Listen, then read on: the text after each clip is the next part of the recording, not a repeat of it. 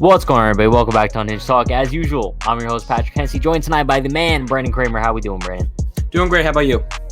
Can't complain. Before we do get started tonight, let's just say like, comment, subscribe, turn on post notifications. You guys know the drill already. Helps us out a bunch, helps out the channel. Leave a comment, too. Let us know what you think about the Cole-Gary situation. But that is what I want to talk about today. Aaron Boone kind of made it clear on Sunday that Gary Sanchez is going to be the opening day catcher. Now, that means that the Gerrit Cole, Gary Sanchez connection is going to reunite. A lot of people aren't a fan of it just because of like the small sample size last season of how good Cole did with Higashioka compared to his stats with Gary. I'll go over it really quickly. He pitched 8 games with Gary behind the plate, which is 46 innings. Had a 3.91 ERA, gave up 12 home runs. With Higashioka, he pitched 4 games with him behind the plate, 27 innings. Only gave up 3 earned runs for a 1.0 ERA and only gave up 2 home runs. So I think it's weird because I don't know what to make of this. Was this a case of A, Cole being much more comfortable with Higashioka behind the plate, or B, was Cole just settling into his zone and he was going to be good regardless of who was behind the plate? I think it's the latter. We saw Cole. This happened to him in 2019 as well. Once May hit, Cole was dominant. Yeah. Once we would say the May of the 2020 season hit, he was dominant. He kind of came into his own, adjusted some things, and that's when the Yankees were like, they were pissed off with Gary. They're like, you're not playing well enough. It's time to ride the bench until you can figure out what you're doing. So I do think it was just something of him getting comfortable and just kind of finding his groove. I don't think it had anything to do with Gary, because at the end of the day, Cole's just making his pitches. He's not really afraid about the catching. I mean, the only thing you could say is maybe an extra couple strikes here or there because of the framing, but Gary's framing has actually gotten better this spring training, and his main issue was, I don't know if you've seen this. Remember, let's say the ball was low, he would just try to bring it up into the middle instead of just trying to catch the bottom of the zone.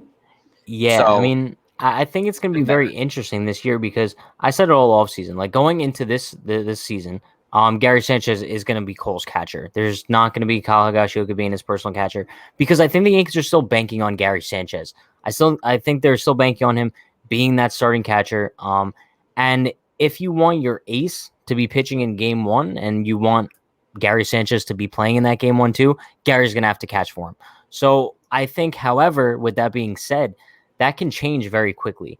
Let's say by June, if Gary's still batting like 150 and Cole just isn't working well with Gary, they'll go right back to Higashioka being Cole's personal catcher. And it's not like they're going to risk anything offensively, especially if Gary's doing poorly. Yeah. So that's why I think it's such an interesting situation. But I think the Yankees are making the right move by kind of giving Cole and Gary another shot together. Because, like we said, last season was just such a small sample size. It was a weird year for everybody. Cole was still getting settled in, not only in the Bronx, but in the season as a whole. Like we said, he's a very slow starter to the season usually. So I think having him at least start the season with Gary catching for him, there's nothing to really lose. There's only something to gain here. I totally agree. I mean, we've seen that. As you said, Cole starts slow. So it just it was kind of like the stars kind of aligned. Gary was not performing well. They moved to Higashioka. I mean, here's the thing. At the end of the day, don't get me wrong, Higgy's a good catcher. But something people forget about Gary, yeah, his blocking might not be the best, but something we don't see is you don't see people running. And that's not a bad thing. That's because they don't want to run on his arm. With Higashioka, you'll see them run more, puts more pressure on the pitchers.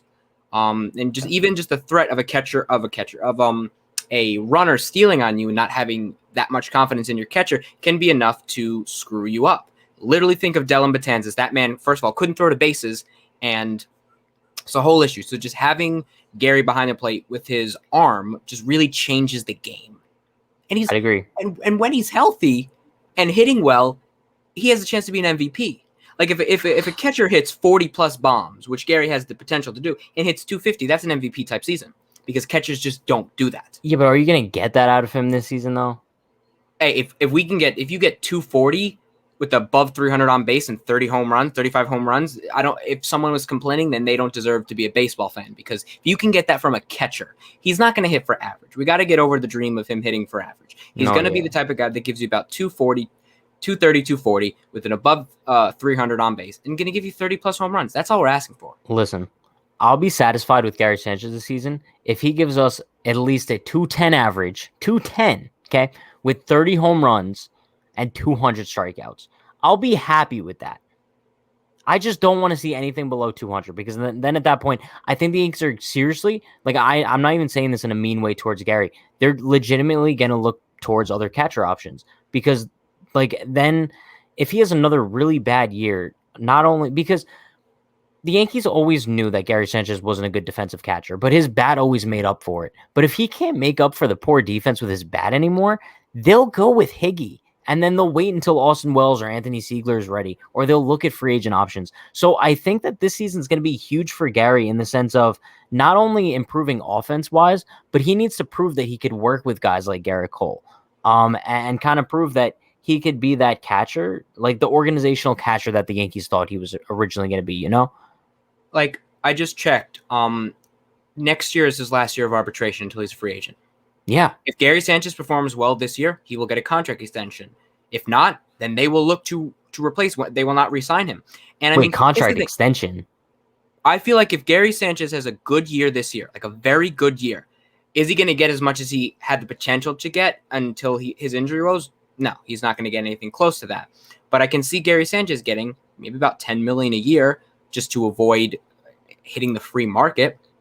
I don't know about that.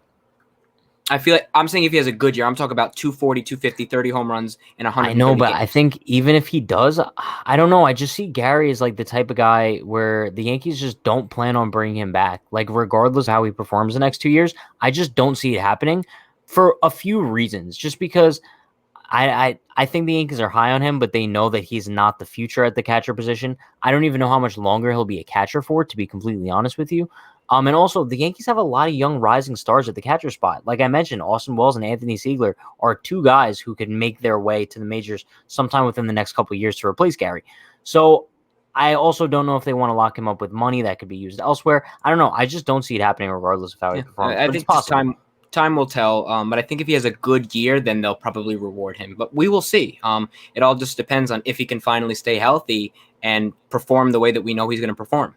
Yeah. I mean, to be honest, like I know a lot of Yankee fans have been critical of Gary all offseason, all spring.